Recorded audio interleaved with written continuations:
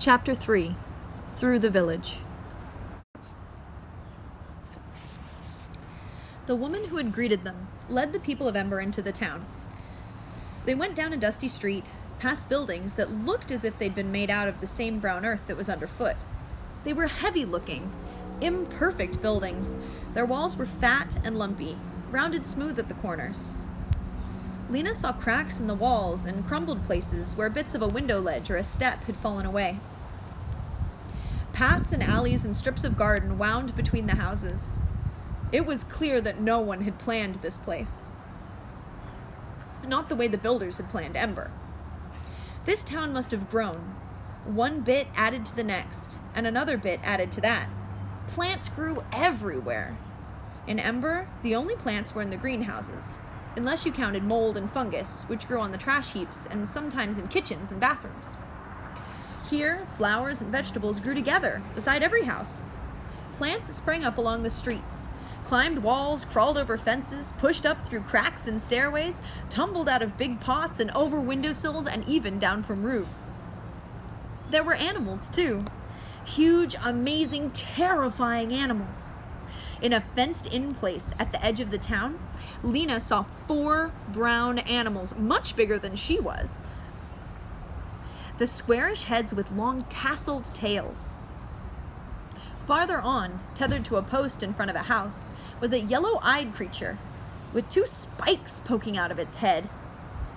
When she walked by, it suddenly said, "Nah!" and she skittered away in fright.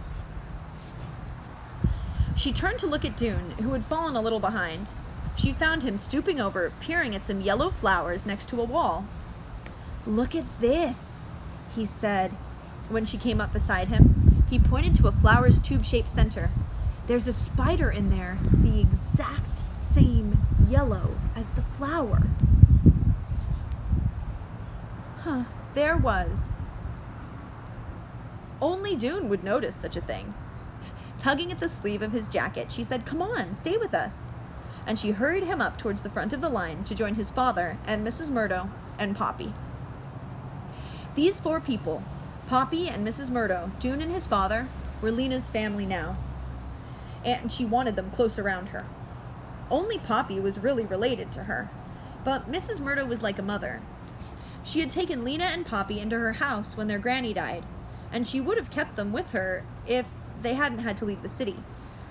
Dune's father was part of her family just because he was Dune's father, and Dune himself, he was the one who'd been Lena's partner in finding the way out of Ember. There was a tie between the two that could never be broken. On they walked, down one street and up another, around curves and through narrow passages. Everywhere, people stared at them.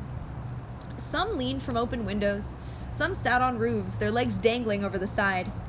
Some stood still in the middle of the work they'd been doing, their shovels or brooms in their hands. These people were taller and browner than the people of Ember. Were they friendly? Lena couldn't tell. A few children waved and giggled. After a while, the refugees came out from the narrow streets into a wide open area. This must be like Ember's Harkin Square, Lena thought, a place in the center of town where people gather. It wasn't a square, though.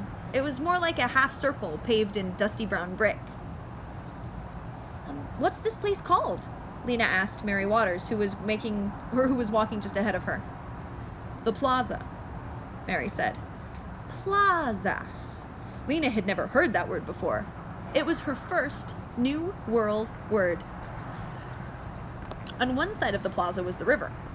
On the other side were stalls with thatched roofs and small buildings with display racks out in front, holding faded-looking clothes, shoes with thick black soles, candles, brooms, pots of honey and jam, along with plenty of things that Lena did not recognize. A bigger building stood in the plaza's far end. It had wide steps in front, a double door, and a tower with windows up high that looked out over the plaza. Next to it was a tremendous plant of some kind. A great pole, much higher than the building, with branches like graceful, down-sweeping arms and leaves like bristles. "What is that?"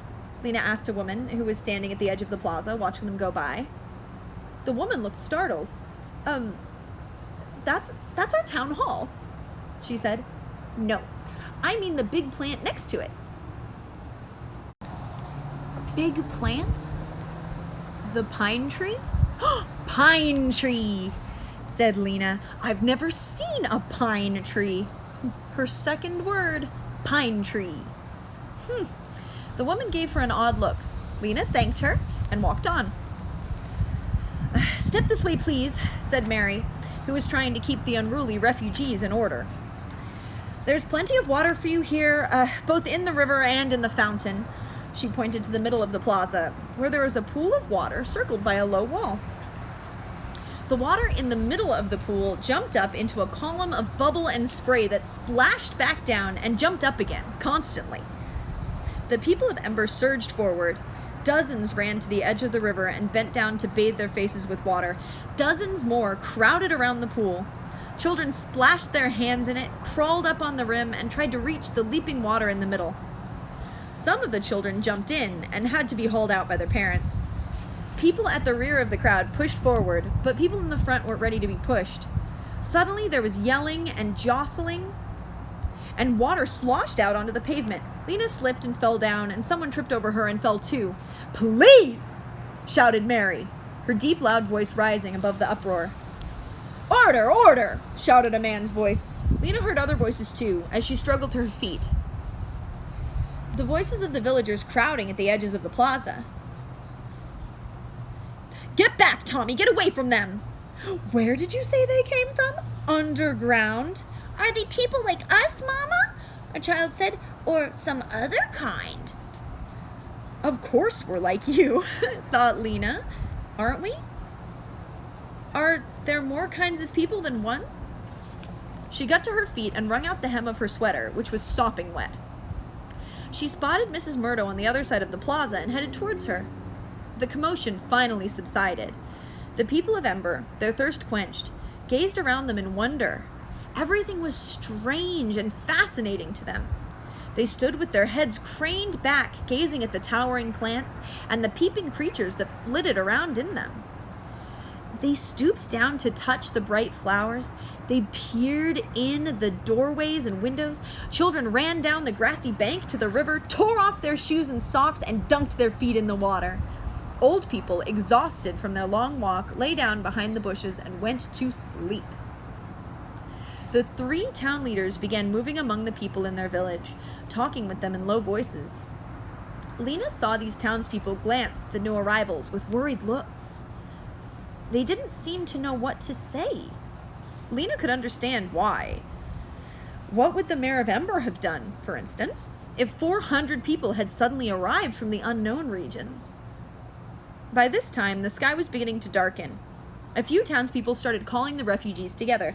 Come this way, call your children, please sit down. They stood at the edges of the crowd with their arms stretched out and nudged people inward, until finally all 400 people were squeezed into the plaza. Gathered around the wide steps in front of the town hall, where the 3 leaders were standing. Mary Waters raised her arms above her head and stood that way without speaking for several seconds. She looked powerful, Lena thought, even though she was very short. The way she stood, with her feet planted slightly apart, her back straight, made her seem almost to be growing out of the ground. Her black hair was streaked with gray, but her face was smooth and strong-boned. Gradually, people fell silent and turned their attention to her. Greetings, she cried. My name is Mary Waters. This is Ben Barlow. She pointed to one of the men standing next to her, a wiry man with stiff, gray, box-like beard jutting from his chin. He had 2 wrinkles, like the number 11, between his eyebrows. And this is Wilmer Dent, she said, pointing to the other man. He was tall and thin, with wispy, rust-colored hair. He smiled a wavering smile and waggled a few fingers in greeting. We are the leaders of this village, which is called Sparks. 322 people live here. I understand that you come from a city 3 days' walk away. I must say, this is a surprise to us. We have not been aware of any post-disaster settlements nearby, much less a city. What does post-disaster mean? Lena whispered to Dune. Well, I don't know, said Dune.